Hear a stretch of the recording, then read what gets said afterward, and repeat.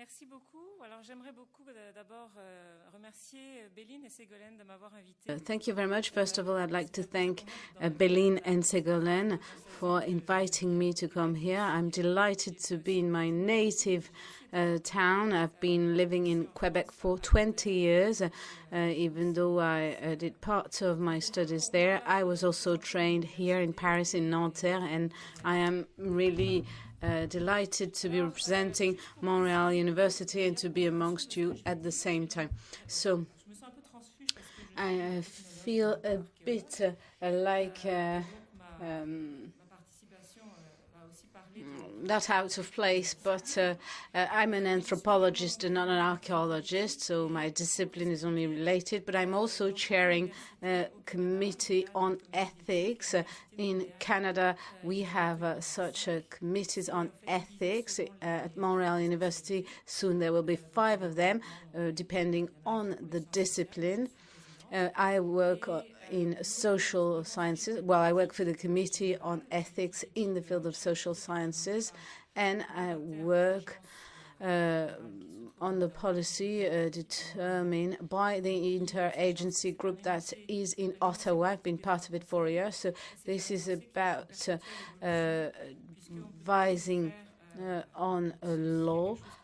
This is always developing. If something is a problem, you can always write to this interagency body to discuss the issue. It's only made up, this panel, of professors and representatives of the public. We have to keep in mind that this is only a guiding principle, this statement, this legal advising statement drawn by this agency is only, well, it doesn't have the value of the law.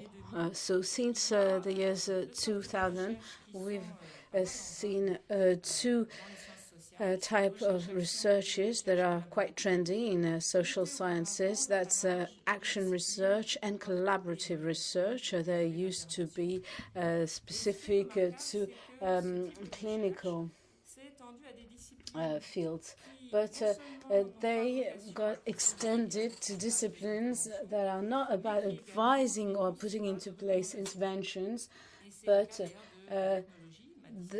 they are quite wary of normative approaches or think of them as completely inappropriate or even in contradiction with the intellectual project in itself. And we're going to see how the fact that you want to carry out research impacts behaviors and attitudes, whereas ethnology is about studying and investigating these behaviors and not modify them.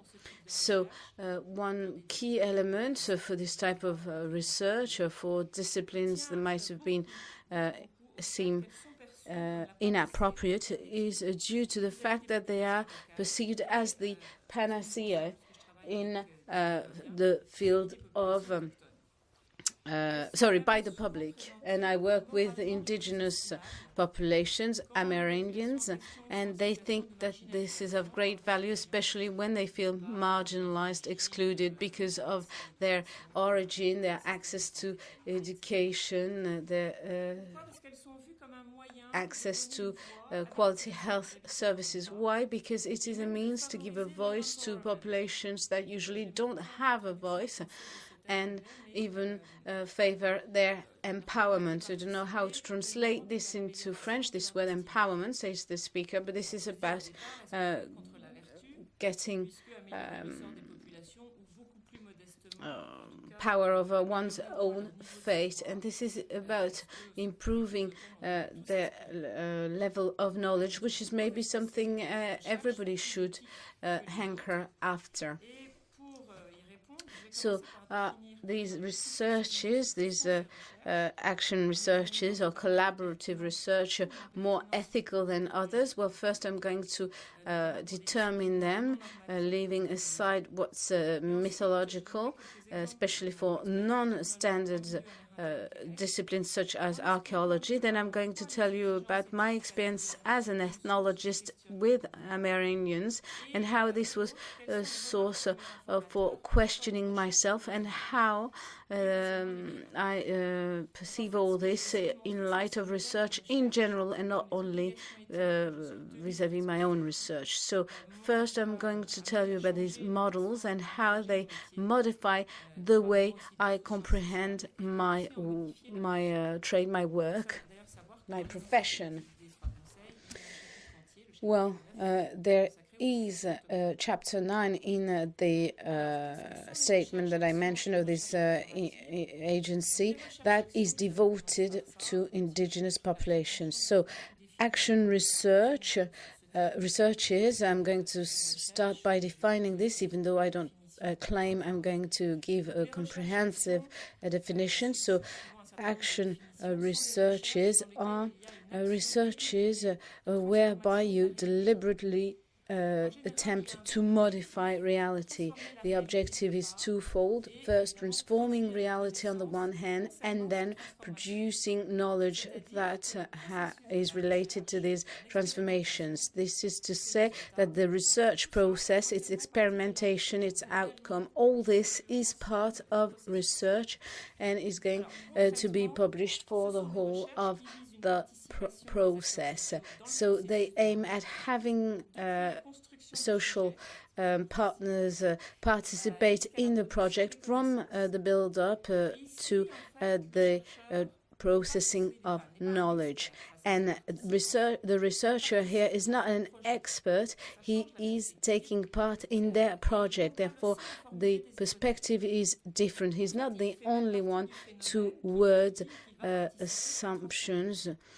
He's going to take part in a project that he is contributing to transforming. So conflicts are unavoidable, which is going to force the researcher to manage these conflicts, to negotiate, and some even recommend, such as René Barbier, to show empathy, to be able to listen, which is not necessarily something we were taught when learning our discipline. And it will depend also on one's personality. Collaborative research, on the other hand, is more about scientific investigation that is called multi-finalized.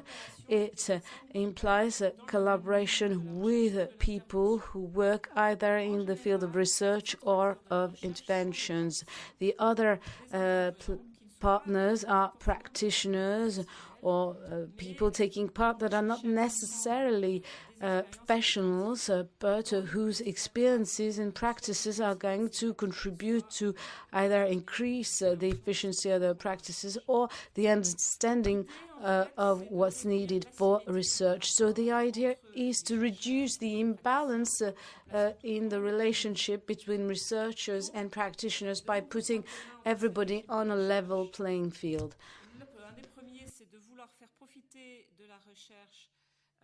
One thing is to try and take advantage of research, to try and train partners who are not researchers by enriching the field of competence. This is something I'm requested to do, even when I don't work in the field of collaborative research.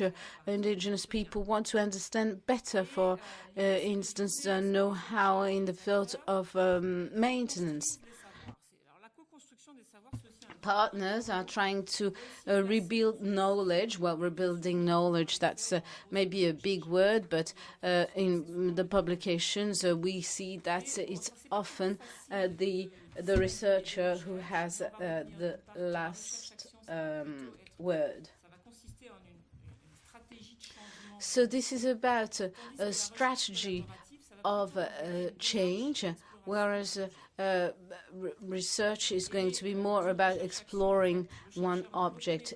Through action research, the researcher doesn't acknowledge necessarily that the partners with whom he works are competent, but he has to train them, whereas in collaborative research, the researcher acknowledges the competence of the partners. What do you mean by competence? That's another issue. So the ethics that I have to abide by, and all researchers in Canada, and all researchers who come to Canada, even though they're not Canadians, you have to know that if you come to Canada, you have to abide by these rules. So when I became a professor at Montreal University in 2002, I was trained in France, and I benefited in France from the fact that I took place or that I developed as a researcher in a context of debates as a European, and that I couldn't actually adopt a neutral position. I had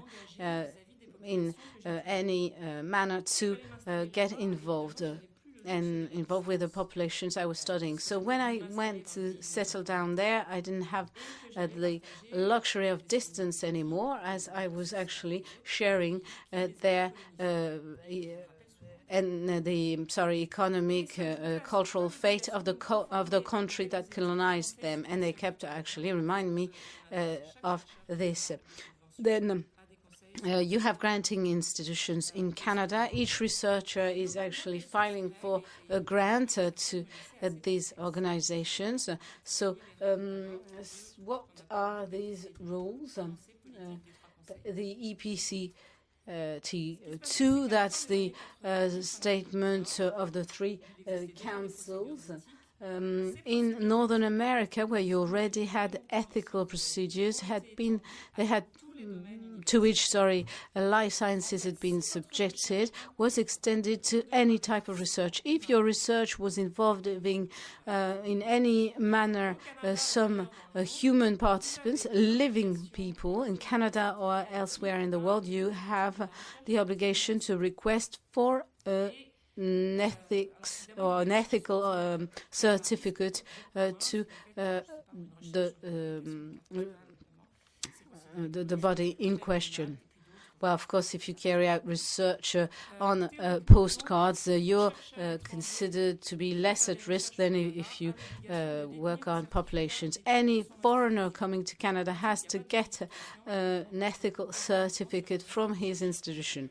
Lots of the time they don't have that, so we rely on the good faith of researchers. The researchers who get a remuneration might have this remuneration withdrawn if they don't abide by this, but it's also the case for all the students whose works are going to be published. That's dissertations and other such works. What we want to know is whether the researcher is taking into account that the participants are knowing and giving informed consent in their participation. He has to know also whether the research in question might trigger emotions or upset them, and he needs to know whether it's going to respect their dignity. When I request for a certificate of ethics, I explain my methods, the way I'm going to work, how I'm going to preserve my data, and whether I intend to have the participation of participants in my future publications. They have to know in advance. I also have to tell of the mitigating measures that I foresee for these participants, and I have to get written consent from these participants who have to sign the form, but after making sure that they understood properly the content of this consent form. If their written consent is considered to be inappropriate, I can have a verbal consent, but the main thing is to make sure that they understand what I'm asking them. I have to make sure that the language I use is accessible for my publications. This is not, I'm publishing an article that I hope as many scientists as possible are going to read. No, this has to be accessible to the lay person. I cannot, I have to educate them. I cannot willingly lie to them. This is not a friendship relationship, even though you might have some friendship developing with the people, the partners. So I have to actually make the difference between the fact that they might confide in me and forget that I'm a researcher. I am in charge, so I have to remember that I'm working for public good. And if I have a friendship with some partner, I have to make sure the person knows that what they're saying is going to be used. So it's extremely difficult for me to know how my research is going to trigger emotions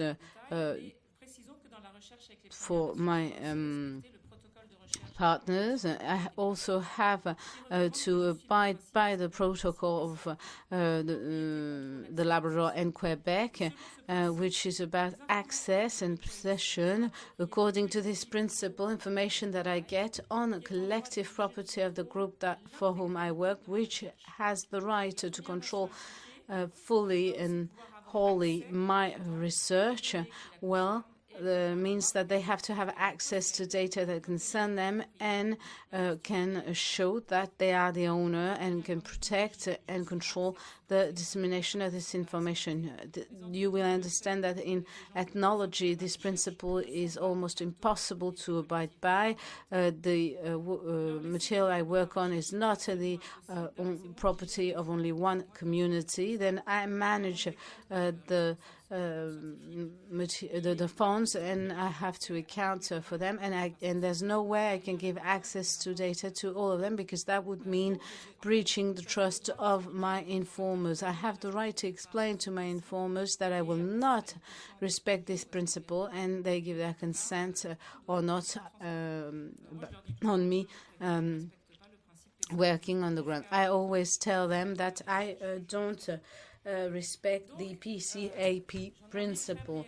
So very briefly, I'm getting to action research and collaborative actions research in my field. I work with criminologists and other experts. I worked on the setting up of a primary school in a community where there was no school. I worked on domestic violence. I worked on access to indigenous spirituality in prison, on the impact of colonialism on governance methods, and also on the history of communities, always in the Amerindian environment. And it was always fundamental research. That is to say, I determine the topic of these researches. I don't think they were less efficient or fruitful than others.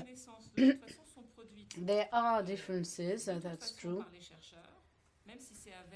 Knowledge is actually always depending on the partners. Science might have benefited from information to which we wouldn't have access otherwise. This might sound very positive, but it will require the commitment of the researcher. And some think that the researcher might confuse science and activism. It's also, well, for instance, in the research I did on the creation of a school, this led to the creation of a school. So we played a social role. So maybe if I went beyond the research state, the project is about describing the world, and the project contributed to political relations. So the research, the action research and collaborative research may be hijacked or used as an instrument to work to defend interests that are not ours. Maybe it's not the researcher himself that's going to be instrumentalized, but his writings that can be used to a completely different end than the one they were drafted for. And you might also have some epistemological positions that are completely irrelevant. So the ethics that I have to follow to commit myself vis-a-vis my informers. When I am requested in the certificates to say what is the work and the information I give to my participants, and when I'm forced to have this population participate, I'm already committing myself, so I'm not less involved when carrying out fundamental research than when I work with them. So to conclude, I mainly spoke of the framework for my discipline, but I would like to remind you that these ethical rules apply to any researcher working with human participants, directly or indirectly. For instance, some ethnologists have to ask for certificates if they want to study a collection that's clearly related to a First Nation, to a native nation. So, for instance, if they want to study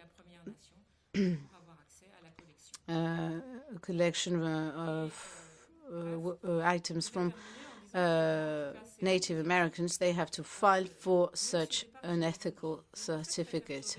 Well, I think this is a very positive approach. At first, it was very disruptive to me and confusing, but then I realized that it forced me to reflect upon things each step of the way in my scientific research. And it's not aiming at guiding your work, but at having you do better research.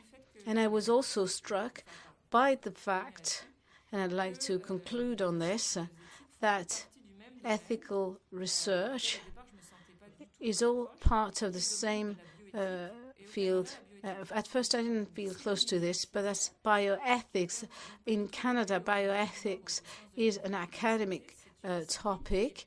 It's not necessarily related or restricted to life science. It is related to all the stakes that might have an impact onto society. It forces us to reflect upon our approaches, our methods, which I thought were obvious after my PhD, and this makes our discipline progress. And it doesn't mean that we have to pay no attention to this, to make sure that the intellectual project we're unfolding doesn't get overboard. And I think the limit between science and activism remains.